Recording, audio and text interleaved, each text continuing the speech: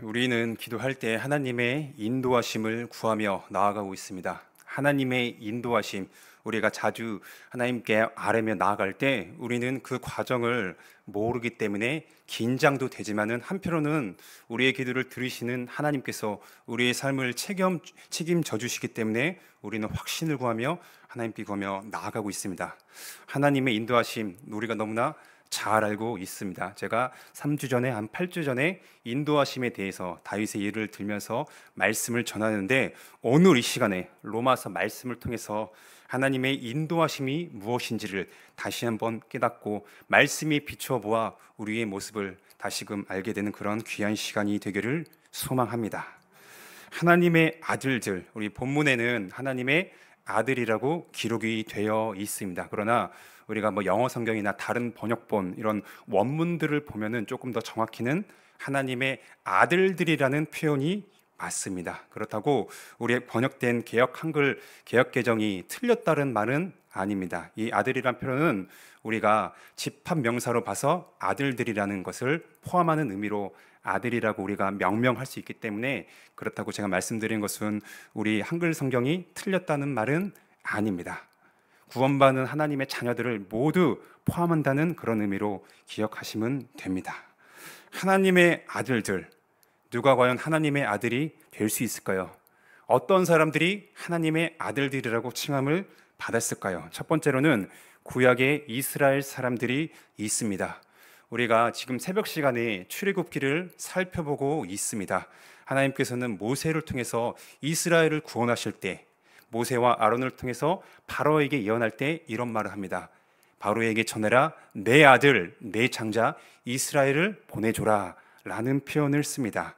이런 표현을 봤을 때 우리는 구약의 이스라엘 백성들이 하나님의 아들들임을 잘 알고 있습니다. 뿐만 아니라 이스라엘 역사 속에서 하나님은 그들과 친히 함께 계심으로 말미암아 하나님께서 그들의 아버지 되심을, 이스라엘은 여전히 부족하고 패역할지라도 그들의 아들됨을 하나님께서는 그렇게 증거하시며 우리에게 말씀해 주셨습니다. 두 번째로는 하나님의 아들들은 천사들이 있습니다. 욥기 우리 38장 보면은 하나님께서 욥에게 말씀하실 때, 세상을 창조하실 때 그 옆에서 하나님의 아들들이 하나님께서 행하시는 그 일들을 보고 기뻐한다고 이렇게 말씀하십니다. 그 옆에 있던 하나님의 아들들은 다름이 아니라 하나님의 지음을 받은 천사들입니다. 피조물인 그 천사들이 하나님께서 행하시는 그 놀라운 일을 직접 옆에서 목도하였을 때 그들은 기쁨으로 찬송할 수밖에 없었습니다. 마지막으로 하나님의 아들들, 누가 하나님의 아들들이라고 불릴 수 있을까요? 바로 그리스도 예수를 믿어 죄사함을 받은 자들입니다. 그들이 누굽니까? 바로 우리입니다. 정확히 하나님의 아들은 예수 그리스도만이 하나님의 아들이십니다. 그럼에도 우리는 하나님의 아들입니다, 딸입니다, 하나님의 아들들이라고 얘기할 수 있는 것은 우리가 예수를 믿어 양자가 되었기 때문입니다. 로마서 8장 전체를 다 살펴보지는 않겠지만은 양자라는 표현이 나옵니다. 우리는 그래서 예수님 때문에 양자로 입양되어 하나님의 아들들이 된 것입니다. 아들들이라는 이 표현, 요즘 같은 이 시대에서는 워낙 남녀차별 등등 그런 일들이 있기 때문에 혹시 자매님들은, 여성분들은 왜 하나님의 딸들이라고 안 하냐, 하나님께서 우리를 차별하시는 것이 아니라 라고 오해를 하실 수가 있습니다. 그러나 바울이 이 표현은 여성분들을 비하하거나 폄하하는 것이 아니라 바울 당시엔 아들이 상속자였기 때문에 천국 하나님의 나라를 받는 자들이 바로 아들임을, 구원받은 남성 여성 이 모두를 포함한다고 그렇게 생각을 하시면 됩니다. 결코 남녀 차별이 아님을 이 시간에 말씀을 들으면서 기억하셨으면 좋겠습니다. 하나님의 아들들 특징이 있습니다. 첫 번째 15절에서 그것을 얘기합니다. 하나님의 아들들은요, 성부 하나님을 아빠, 아버지라고 부릅니다. 보이지 않는 하나님, 우리 육신의 아버지가 아닙니다. 우리가 지내면서 내 옆에 있는 아저씨 친근할 수도 있습니다. 어렸을 때부터 봤기 때문에 너무나 잘할 수 있어요. 그럼에도 불구하고 내 옆집 아저씨에게 우리는 결코 아버지라고 할 수 없습니다. 그러나 우리는 보이지 않는 하나님을 예수 그리스도로 말미암아 하나님 아버지라고 부르며 외칩니다. 누구 위해서 우리는 하나님을 그렇게 아버지로 부를 수 있을까요? 예수님을 믿어, 조금 더 정확히는 우리 안에 내주하신 성령으로 말미암아 우리는 하나님을 아빠, 아버지라고 부르짖는 것입니다. 하나님의 아들들의 특징 두 번째는 상속자입니다. 무엇을 상속받게 될까요? 바로 하늘나라, 천국의 상속자입니다. 우리가 장차 하늘나라를 상속받게 될 것을 누구를 통해서 알 수 있을까요? 에베소서에서 그렇게 잘 얘기해 줍니다. 그 우리가 상속받을 수 있는 그 보증은 우리 안에 계신, 신자 안에 계신 성령께서 우리의 그 보증이십니다. 마지막으로 하나님의 아들들의 특징 무엇입니까? 우리가 같이 읽은 본문 14절에 있습니다. 하나님의 영으로 인도함을 받습니다. 이 세상 지금 존재하는 모든 사람들이 하나님의 영에 의해 인도함을 받는 것이 아닙니다. 특별한 사람들만, 오직 하나님에 의해 선택된 사람들만이 하나님의 영에 의해 지금도 인도함을 받고 있습니다. 그들이 누굽니까? 예수 그리스도를 믿어 의롭다함을 받은, 죄사함을 받은 우리들만이 오직 지금 하나님의 영으로 인도함을 받고 있습니다. 여기에서 정리하자면 하나님의 아들들의 특징, 누구와 다 연관되어 있습니까? 물론 우리 구주 예수님과 연관되어 있습니다. 그러나 오늘 본문에 비추어 보았을 때 제가 말씀드리고자 하는 그 맥락에 살펴보면은 성령 하나님과 연관되어 있습니다. 하나님의 아들들은 성령에 의해서 성부 하나님을 아빠 아버지라 부르며 성령에 의해서 장차 우리가 들어가게 될 천국을 상속하게 될 것을 우리 안에 그 보증으로 확신을 갖고 있습니다. 마지막으로 성령 하나님에 의해 우리는 인도함을 받고 있는 것입니다. 우리가 하나님의 인도함을 경험하기 전에 우리는요, 먼저 이것을 기억해야 돼요. 하나님의 아들로서 우리가 지금 있는지, 하나님의 아들이 되었는가, 이것이 중요합니다. 그것이 먼저 선행되어지지 않고는 그 누구도 하나님의 인도하심을 받는다라고 얘기할 수가 없는 것이기 때문입니다. 하나님의 인도하심, 다른 말로 성령의 인도하심으로 이야기를 할 수 있는데, 성령의 인도하심을 받는다는 것은 무엇일까요? 먼저 저는 아닌 것들에 대해서 말씀드리고자 합니다. 무병장수하는 것, 세상에서 항상 최고만 되는 것, 1등으로만 되는 것, 우리는 하나님의 인도하심, 성령께서 나를 인도하신다라고 생각했을 때 내가 이 땅에 살면서 난 아프지 않을 거야, 나는 1등만 할 거야, 이런 생각을 할 수가 있습니다. 왜냐하면 우리가 간증을 간혹 듣게 됩니다. 저는 그렇다고 간증 자체가 나쁘다고 말씀을 드리는 건 아닙니다. 근데 우리가 간증을 듣게 되면 주로 어떠한 내용들을 듣습니까? 일반적으로 우리가 경험하기 힘든 것들을 우리는 그 사람, 고백하는 자를 통해서 듣게 됩니다. 그럴 때 우리는 하나님께 감사하면서도 한편으로는 이런 마음이 들 수도 있습니다. 왜 하나님께서는 나에게 어떠한 특별한 일을 일으키지 않으시는 거야?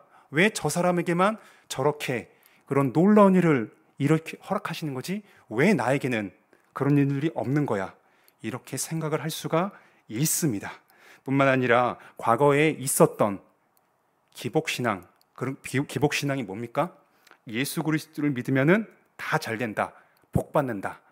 이 표현을 우리가 잘못 이해하면은 예수님을 믿기 때문에 우리는 이 땅에서 부자가 되고, 제가 말씀드린 것처럼 무병장수하고 내가 하는 그 모든 것들이 잘 된다고 그렇게 믿고 생활하는 것입니다.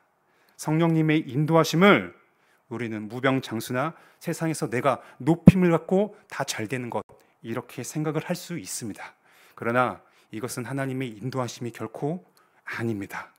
두 번째로, 잘 될 때만, 뭔가 특별한 일이 있을 때만, 야, 이것이 바로 나를 성령께서 인도하시는구나, 하나님이 드디어 나의 기도를 들어주셨네 라고 얘기하는 것입니다. 과정은, 하나님께서 우리를 인도하시는 과정은요, 내 뜻대로 되지 않을 수가 있습니다.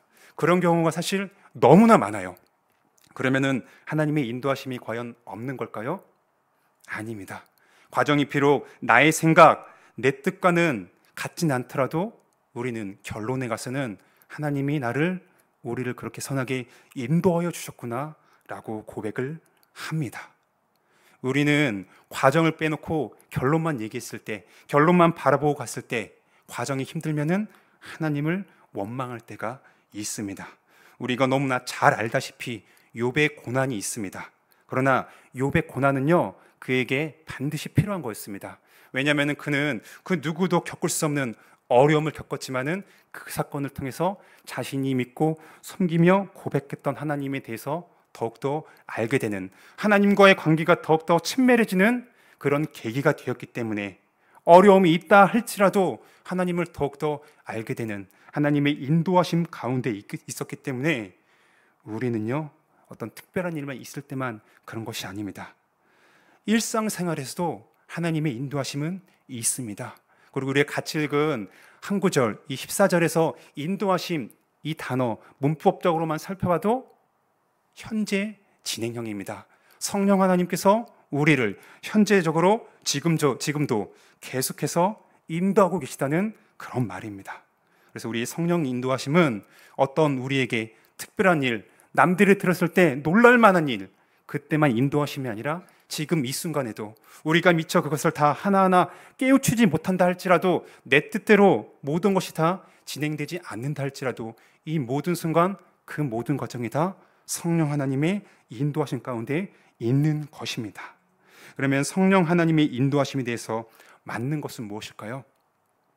우리 로마서 8장의 문맥을 살펴보면은 성령의 인도하심은 다른 것이 아닙니다. 우리의 거룩한 생활입니다. 거룩한 생활, 구별된 삶이죠. 우리가 하나님을 믿지 않는다는가 어떤 점에서 구별이 될까요? 생김새는 똑같습니다. 다 검은 머리, 두 눈 가지고 있고 두 손 두 발 다 가지며 직장을 다니며 결혼을 하며 자녀를 낳고 친구를 만나고 여러 가지 레저 스포츠를 하는 등 우리의 모든 것을 똑같이 생활하고 있습니다. 그들과 우리의 다른 점이 뭘까요? 어떤 점이 구별이 될까요? 그것은 바로 죄에 대항하는 삶인 것입니다. 예수님을 믿지 않는 사람들, 물론 그들도 하나님의 형상과 모형으로 지음받은 귀한 피조물입니다. 그렇기 때문에 모든 사람들은 양심이라는 것이 있습니다. 그러나 그들은 거기에서 끝입니다. 성령께서 그 안에 내주에 계시진 않습니다. 그렇기 때문에 예수님을 지금 믿지 않는 사람들은 죄에 대해서 결코 대항하지 않습니다. 사람들이 일반적으로 생각하는 그런 죄의식을 느낄 수도 있지만은 하나님과 관련해서는 그 죄에 대해서 생각하지 않습니다. 고려하지 않습니다. 뿐만 아니라 죄에 대해서 대항하는 삶을 전혀 살지를 않습니다. 누가 죄에 대해서 살까요? 바로 구원받은 우리들입니다. 오직 신자들만이 이 거룩한 생활, 죄에 대해서 대항하는 삶을 몸부림치면서 살고 있습니다. 비록 우리는 부족하고 연약할지라도 남들의 눈이 두려워서가 아니라 하나님과의 관계가 있기 때문에 하나님을 기쁘게 해드리기 위해서, 비록 나는 연약하지만을 주님의 도우심을 구하는 가운데 죄에 대응해서 오늘도 내일도 그렇게 우리는 살아갈 것입니다. 하나님께서는 이런 우리를 성령께서 어떻게 인도하실까요? 어떻게 죄에 대해서 알게 하시며 죄에 대해서 대응하게 하실까요? 그것은 다른 것이 아닙니다. 우리가 자주 접하는, 자주 듣고 읽는 하나님의 말씀을 통해서 하나님께서는 우리를 지금도 인도하고 계십니다. 말씀을 통해서 우리를 인도하고 하실 때 우리는요, 한 가지 주의해야 될 것이 있습니다. 그것은 바로 내적인 말씀, 성령께서 나에게 말씀하신다, 음성으로 내 마음에 말씀하신다라고 이렇게 생각을 할 수 있습니다. 이것은 우리가 조금 조심해야 될 게, 과거의 종교개혁 시대에 좌측으로만 좀 치우쳤던 제세라파 사람들이나 또는 신비주의자들이나 그리고 현존하고 있는 이단들도 어떻게 주장합니까?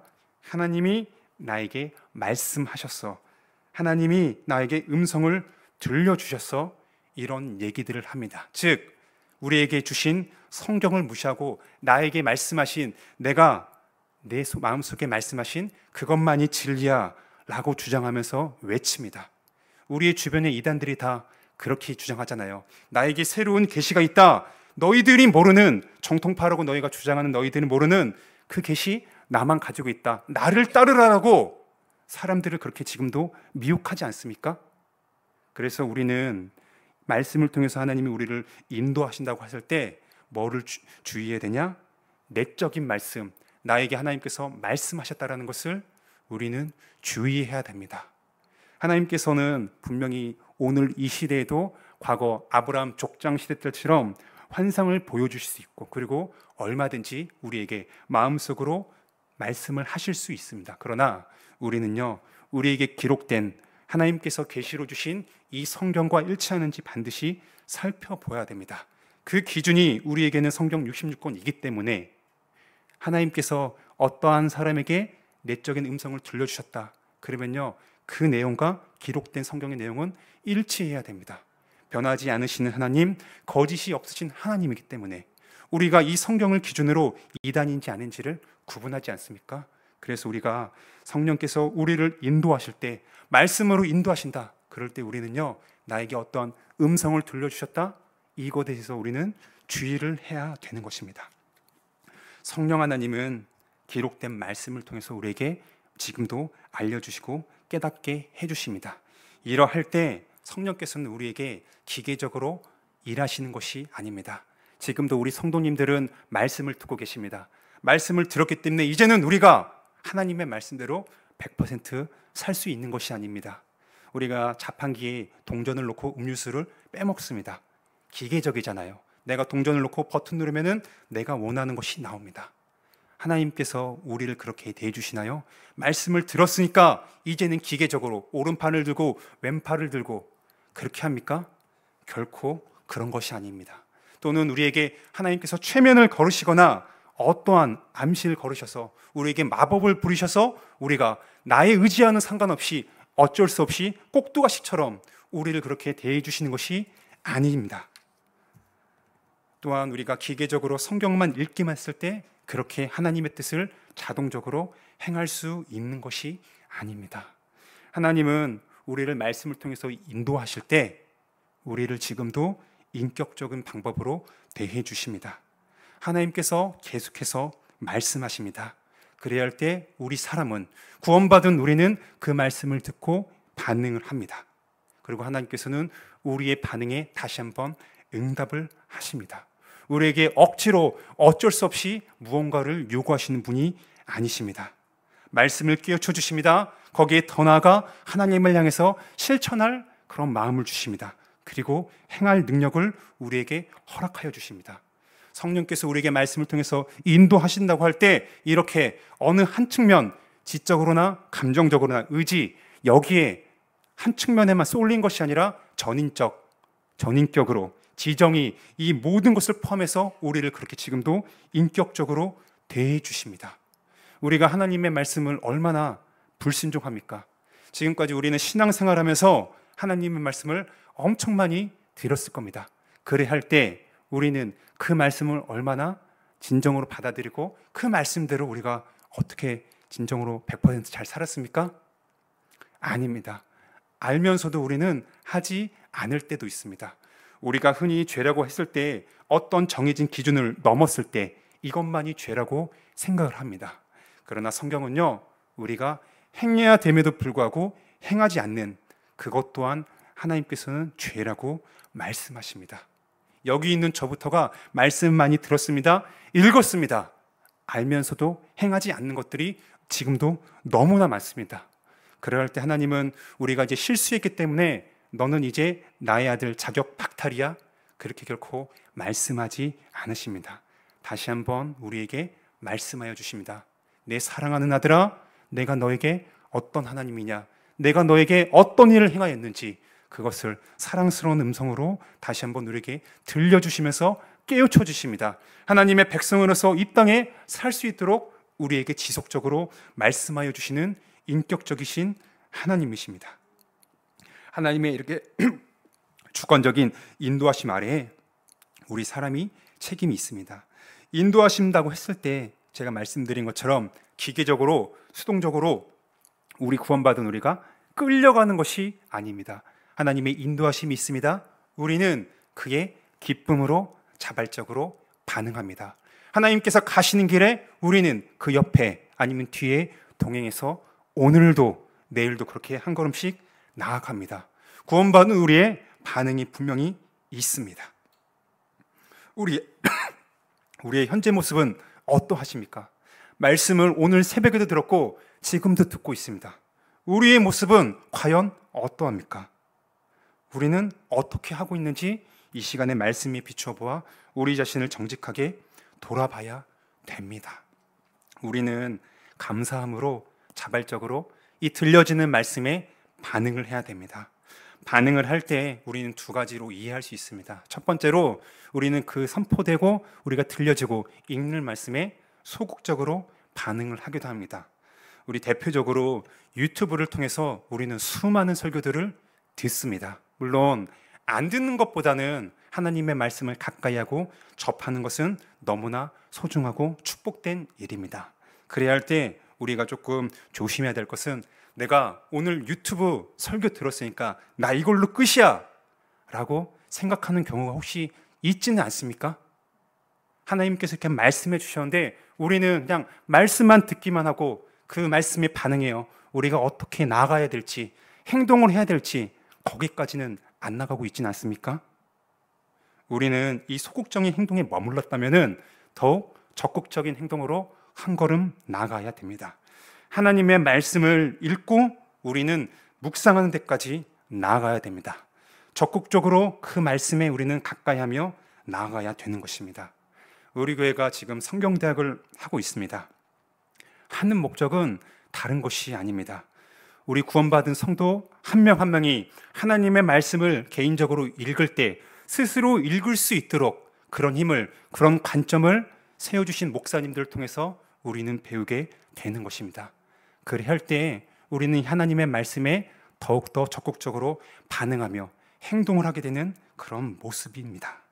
우리는 어떠합니까? 그 인도하심에 소극적으로 반응을 하고 있습니까? 아니면은 적극적으로 오늘도 그렇게 나아가고 있습니까?